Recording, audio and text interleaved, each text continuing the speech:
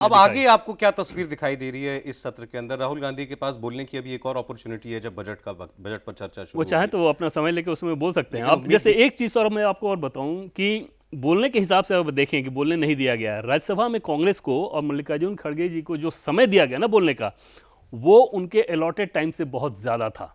मतलब जब भी कोई डिस्कशन तय होता है तो दल के स्ट्रेंथ के हिसाब से समय दे दिया जाता है। उस समय में चाहे आपके जितने वक्ता बोलें, कांग्रेस पार्टी के को जितना समय मिला था पार्टी को ने उससे ज़्यादा देर तक बोला। मल्लिकार्जुन खड़गे के लिए जो समय बचा हुआ था उससे ज़्यादा देर तक उन्होंने बोला था। ऐसा नहीं था कि समय की कमी थी। दूसरी चीज़ का आप राहुल गांधी के हिसाब से देखें तो कड़वाहट और तलखी इतनी ज़्यादा आ गई है कि इसमें अब बजट पे डिस्कशन के दरमियान वो तलखी नहीं रहेगी, इसकी वो संभावना उनको अब जब नहीं भी लगता मौका है। मिलेगा वो शुरू यहीं से करेंगे जहां उनकी बात नहीं खत्म हो निश्चित पाएगी। तौर पर। और हाउस की कार्यवाही अब कितनी हो पाएगी ये बड़ा सवाल रह गया कि क्या बजट भी इसी शोर शराबे में पास होगा। जैसे स्पीकर ने तो कहा ही ना चेयर से कि अगर इस तरह से हंगामा करेंगे तो आज भी नहीं होगा, कल भी कुछ नहीं होगा, अन्यथा आज बजट पे लोकसभा में चर्चा शुरू हो गई होती। तो अब अगले सोमवार से ही उम्मीद कीजिए कि उस बीच में फ्लोर मैनेजर की ये कोशिश रहेगी कि समझाया जा सके कि बजट पे तो चर्चा कर कोई लो। संपर्क है पार्टियों के बीच में अभी भी?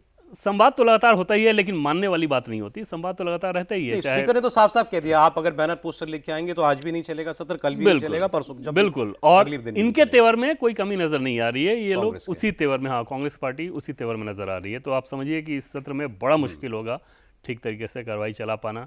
राज्यसभा में कम से कम ये गनीमत था कि अगर आपको कुछ करना ही है तो वॉकआउट कर जाओ, नहीं जो आपको आज सुनना है किया तो वॉकआउट कर जाओ, जो उन्होंने किया। तो ये अभी जो विवाद चल रहा है मतलब अभी खत्म नहीं हुआ, आने वाले दिनों में अभी जब तक सत्र है तब तक तो आपको ये टकराव देखने को मिलता ही रहेगा और राहुल गांधी को बोलने का मौका दोबारा भी मिलेगा। लेकिन राहुल गांधी कितना बोलना चाहेंगे और कितना इस विवाद से आगे बढ़ना चाहेंगे इस पर अभी पूरा पूरा शक है। और लगता यही है कि राहुल गांधी को शायद लग रहा है कि उनको उनको मोमेंट मिला हुआ है एक, वो मोमेंट खत्म करना नहीं चाहेंगे। इस बहाने चर्चा तो यही हो रही है ना कि राहुल नहीं बोल हाँ, पाया, और राहुल नहीं बोल उसको पाया, एंजॉय सरकार कर डर रहे हैं। गई, हाँ, उसको उस चीज़ को वो एंजॉय कर रहे हैं। एंजॉय उनको ये कर लग रहे रहा हैं। है कि मैंने कोई ऐसी चीज़ खड़ी कर दी है जो कि बहुत ही ज़बरदस्त है, इतनी ज़्यादा चर्चा मिल रही है। जो राहुल गांधी ने प्रधानमंत्री पीएम कॉम्प्रोमाइज्ड है कैंपेन चलाया, कांग्रेस पार्टी ने फिर बकायदा उसको कैंपेन की शक्ल दी, इधर उसको लेके कोई रिएक्शन पता चला आपको सरकार के टॉप लेवल पर? मतलब गुस्सा है, ये नाराजगी है, या मान रहे हैं कि अब ये लाइन क्रॉस कर गए हैं? वो एकदम से मान रहे हैं कि ये लाइन क्रॉस कर गए हैं। उसको लेके कोई दबाव हो, कोई चिंता हो, क्योंकि दूर दूर तक उसमें तो कोई तथ्य नहीं है। वो तो कुछ शब्द राहुल गांधी ने कॉइन कर लिया है, कॉम्प्रोमाइज्ड, ये वो, उस तरह की चीज़ों को बोल रहे हैं। तो उसका ग्राउंड पे कोई असर होगा, लोगों के बीच कोई असर होगा, इसकी दूर दूर तक कोई संभावना नहीं, क्योंकि कुछ तथ्य ही नहीं है। और जो तथ्य सामने आ चुका है उसमें ऐसा कुछ है ही नहीं जिससे सरकार किसी दबाव में आए या बीजेपी किसी दबाव में आए।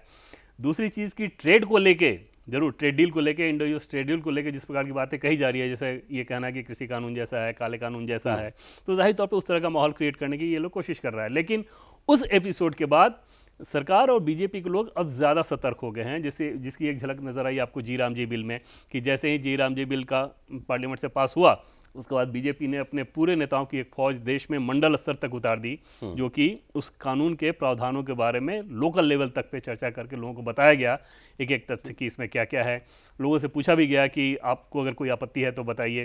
जैसे आज ही मुझे एक नेता उसमें बता रहे थे कि मैं तो बाकायदा सरपंच के साथ बैठता था, भीड़ लगा के उनसे पूछता था कि बताइए इसमें से कौन से ऐसा ये यूएस ट्रेड डील में बताया जाएगा? Exactly, Indo US trade deal में भी वही होगा कि आप 3 से 4 दिन के अंदर जैसे ही डिटेल आएंगे और उसके बाद वो लोग ग्राउंड तक जाएंगे उस डील के सारे प्रावधान और अच्छी चीज़ों के बारे में बताने को, और जो अफवाह फैलाया जा रहा है उसको काउंटर करने के लिए। कृषि मंत्री ऑलरेडी बोल चुके हैं। वो तो हाउस में बोल चुके हैं कि इसमें एग्रीकल्चर और डेयरी नहीं है इस बिल हाँ, के अंदर। वो तो डिटेल में भी बता रहे हैं कि भाई ये चीज़ें तो बिल्कुल नहीं है, और वही चीज़ें कृषि से संबंधित बाहर से आएंगी जिसका हम लोग ऑलरेडी आयात करते हैं। जैसे दाल हम आयात करते ही हैं, सेब हम आयात करते हैं, ड्राई फ्रूट्स हम आयात करते हैं, वही वहां से अब अमेरिका से आएगा। वहाँ से भी आ जाए। अरे इसमें सबसे बड़ी बात तो ये है कि कोई न्यूज़ अगर फॉलो कर रहा हो इसको तो उसको जानकारी होगी, जो अमेरिका की तरफ से प्रमुख वार्ताकार थे इस ट्रेड डील को नेगोशिएट करने में, जेमिसन ग्रियर, वो ये कह चुके हैं कि भारत कुछ प्रोटेक्शंस अभी भी रख रहा है अपने एग्रीकल्चर सेक्टर के लिए। ये तो अमेरिका भी मान रहा है और वो अपने वहां अमेरिका में टीवी चैनल पर इंटरव्यू में ये बात कह रहे हैं।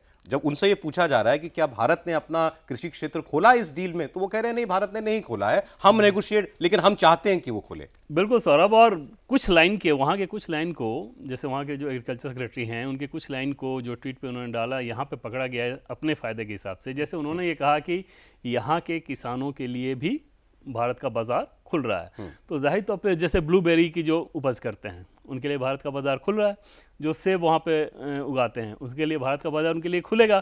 तो वो इस संदर्भ में वो बता रहे थे। और उसके पीछे आप देखें तो ट्रंप की एक बड़ी ताकत ये मानी गई थी कि वहाँ के फार्मर्स हैं, और उन फार्मर्स को क्योंकि ये कुछ दे नहीं पा रहे थे, कुछ ऑफर नहीं कर रहे थे, तो भारत जैसा बाज़ार हम दे रहे हैं, ये एक दबाव उनके ऊपर था। उसमें बहुत छोटा हिस्सा जो उनको दिया जा रहा है जिसमें भारत को कोई नुकसान नहीं है, उसी चीज़ को लेके। अदरवाइज जीएम कॉर्प की बात कर लें या जो भी प्रमुख मसले हैं, सोयाबीन, कपास, मक्का, इन सब चीज़ों के हमारे प्रोटेक्शन वैसे ही हैं जैसे पहले थे।